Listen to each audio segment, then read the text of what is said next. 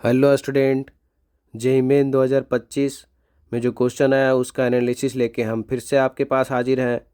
अब इसमें ये देख पा रहे हैं कि ये हाइपरबोला का क्वेश्चन है और हाइपरबोला का क्वेश्चन कोनिक सेक्शन का क्वेश्चन इन जनरल बन जाता है।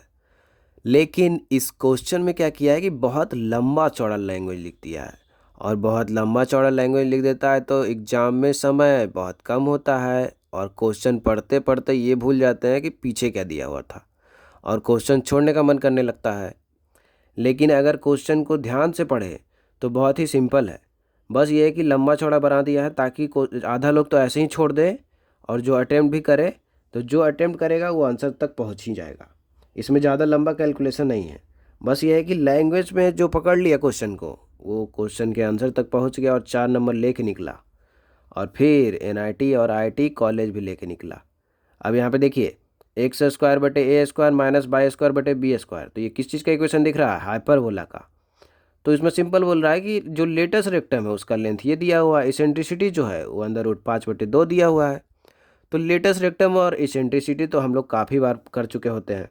तो देखिए अगर ये हाइपरबोला होगा तो इसेंट्रिसिटी का फॉर्मूला तो ये होता है कि अगर बी स्क्वायर बटे ए स्क्वायर और लेटेस्ट रेक्टम का लेंथ क्या होता है 2b² अपॉन ए। तो दोनों का लेंथ दिया हुआ है। क्या दिया हुआ है? लेटेस्ट रेक्टम का लेंथ 12√5। तो यहाँ पे 2b² ए जो दिया हुआ 2b² बटे ए को क्या कर देंगे 12√5 और उसी तरीके से इसेंट्रिसिटी की जगह पे अंदर रूट 5/2 लिखेंगे। तो यहाँ पे ई स्क्वायर है तो ई स्क्वायर हो जाएगा मतलब 5/2 बच जाएगा क्योंकि टोपी हट जाएगा, यहाँ से अंदर रूट हट जाएगा। तो 5/2 प्लस 1 प्लस ये b² बटे ए स्क्वायर ऐसे हो गया। तो इक्वेशन 2 टाइप का इक्वेशन बन गया। अब देखिए इसमें वेरिएबल भी कितना है, ए और बी, बस 2 ही वेरिएबल है। तो यहाँ से आसानी से ए और बी निकाल सकते हैं, कुछ लंबा कैलकुलेशन करने की ज़रूरत नहीं क्योंकि 1 को जैसे ही उधर भेजेंगे तो 3/2 हो गया और 3/2 अगर हो गया तो यहाँ से b² बटे क्या निकल गया ए स्क्वायर। तो b² हम यहाँ से निकाल सकते हैं, a² को अगर उस साइड भेजे तो b² कितना आ जाएगा 3/2 a²। अब यहाँ से b² निकल गया और हम देख पा रहे हैं कि यहाँ से भी इस इक्वेशन से भी b² निकाल सकते हैं। कैसे? तो b² बराबर क्या लिखेंगे, यहाँ पे ये 2 से काट देंगे 12 को 6, तो 6√5 इंटू ए, तो 6√5 इंटू ए। तो b² इस साइड इस पहले वाले इक्वेशन से भी निकल गया और b² दूसरे वाले इक्वेशन से निकला है। तो दोनों क्या होना चाहिए बराबर। तो उसी तरीके से दोनों को बराबर कर देंगे तो एक तरफ आ गया 6√5a और दूसरे तरफ आ गया 3/2 a²। तो ये दोनों अगर बराबर है तो हम देख पा रहे हैं कि यहाँ से ए का वैल्यू सीधे मिल जा रहा है। ए के तो निपटा सकते हैं, दोनों तरफ ए कट गया तो ए के बचेगा, वो कितना बचेगा 6√5, इधर 3/2, तो 3 को ऐसे काट देंगे तो 2 बचेगा और 2 से जब 2 गुना हो जाएगा तो कितना हो जाएगा 4√5 बचा रहेगा। तो ए का वैल्यू मिल चुका है। अब देखिए ए का जब वैल्यू मिल गया है तो अब इसमें दूसरा एक और हाइपरबोला दिया और एक और हाइपरबोला ऐसा दिया है कि x² बटे a² माइनस y² बटे b² बराबर -1। अब यहाँ पे सोचिए कि ये -1 लगा दिया है, लेकिन अगर -1 मिस कर गए तो क्वेश्चन का आंसर कुछ और आ जाएगा और आपका आंसर भी नंबर भी +4 के जगह पे क्या आ जाएगा -1। तो ध्यान से क्वेश्चन पढ़ना है और ये -1 का यूज होगा, बहुत ही इंपॉर्टेंट चीज़ है ये -1, क्योंकि जैसे ही ये -1 है तो हाइपरबोला में अगर उस साइड लेके जाएंगे, अगर हाइपरबोला को उस साइड लेके जाएंगे, ये -1 को उस साइड लेके जाएंगे तो ये कंजुगेट हाइपरबोला बन जाएगा। इसका मतलब है कि y² बटे b² बन जाएगा पहले और -x² बटे a² बन जाएगा। इसका मतलब है कि सारा फॉर्मूला ही बदल जाएगा। जैसे इसेंट्रिसिटी का फॉर्मूला क्या हो जाएगा इस बार, इस हाइपरबोला के लिए इसेंट्रिसिटी का फॉर्मूला हो जाएगा 1 प्लस ऊपर में आ जाएगा a² बटे b² और लेंथ ऑफ लेटेस्ट रेक्टम जो होगा वो भी फॉर्मूला बदल जाएगा 2a² बटे b हो जाएगा इस बार। तो 2a² बटे क्या हो जाएगा b। अब यहाँ पे सारा फॉर्मूला क्या हो जा रहा है बदल जा रहा है।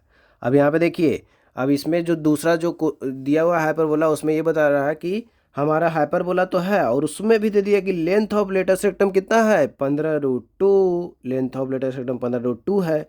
और ये बोल रहा है एक चीज़ कि ट्रांसवर्स एक्सिस का जो प्रोडक्ट है, दोनों हाइपरबोला का ट्रांसवर्स एक्सिस अगर निकाले और उसका जो प्रोडक्ट निकाले तो वो प्रोडक्ट करने पे कितना आना चाहिए 100√10। अब इसमें देखिए ट्रांसवर्स एक्सिस क्या होता है, ट्रांसवर्स एक्सिस होता है जिस पे फोकस होता है। अब वो ट्रांसवर्स एक्सिस का लेंथ अगर पूछा जाएगा तो 2a होगा, तो ट्रांसवर्स एक्सिस का बात कर रहा है मतलब 2a का बात कर रहा है। लेकिन दूसरे हाइपरबोला का फोकस कहाँ पे हो जाएगा, इधर हो जाएगा। दूसरे हाइपरबोला के लिए फोकस वाला लाइन ये बाई एक्सिस वाला हो जाएगा, तो हमारा जो इसका ट्रांसवर्स एक्सिस होगा वो 2b होगा। तो यहाँ पे देख पा रहा है कि 2a ट्रांसवर्स एक्सिस के दोनों का ट्रांसवर्स एक्सिस का अगर गुना करें तो कितना आना चाहिए, 100√10 आना चाहिए। यहाँ से इक्वेशन बना है। और उसके पहले जो दूसरे हाइपरबोला का लेटेस्ट रेक्टम दिया हुआ था वहाँ से एक इक्वेशन बना है कि 15√2 दिया हुआ था। तो हम देख पा रहे हैं कि यहाँ से a²/b और यहाँ से a पुराना वाले हाइपरबोला का ये है ये, और नए वाले हाइपरबोला का b है। अब पूछ रहा है कि दूसरे हाइपरबोला का इसेंट्रिसिटी बता दीजिए। तो दूसरे हाइपरबोला का इसेंट्रिसिटी में क्या फॉर्मूला आ रहा है कि इसेंट्रिसिटी का स्क्वायर का फॉर्मूला होता है 1 + a²/b² हो जाएगा। तो अगर हमको किसी तरीके से बस रेशियो पता हो जाए, ए और बी निकालने का भी ज़रूरत नहीं है। तुमको अगर कम समय में बनाना है तो ये सब ध्यान में रखना होगा कि जो ज़रूरत है बस वही काम करे। ज़्यादा फालतू का काम करेगा तो 3 मिनट की जगह पे लग गया 30 मिनट। और एग्जामिनेशन होने बस कितना क्वेश्चन बनेगा, 2 क्वेश्चन। इसीलिए तुमको बस आराम से a²/b² का ज़रूरत है तो a²b² ही निकालो। तो यहाँ पे देखो 2a² और b, और यहाँ पे 15√2 है। अब अगर ऐसे किए तो हमारे पास 2 इक्वेशन बन चुका है। अब यहाँ देखिए आराम से इसको करिए। ए का वैल्यू हम पीछे निकाल चुके थे। जो हम ए का वैल्यू निकाले थे, कितना निकाले थे, 4√5। पहले वाले हाइपरबोला के लिए 4√5 निकाले थे। तो यहाँ पे अगर ए को नीचे लेके जाएंगे और 2 को 4 हो जाएगा, 4 को 100 काट देगा तो 25 बच जाएगा। तो ए की जगह पे अगर रख दिए 4√5, अब 4√5 जैसे ही रखे तो कितना वैल्यू आ जाएगा इसका, √5 अंदर से भी कट जाएगा तो √2 बचेगा।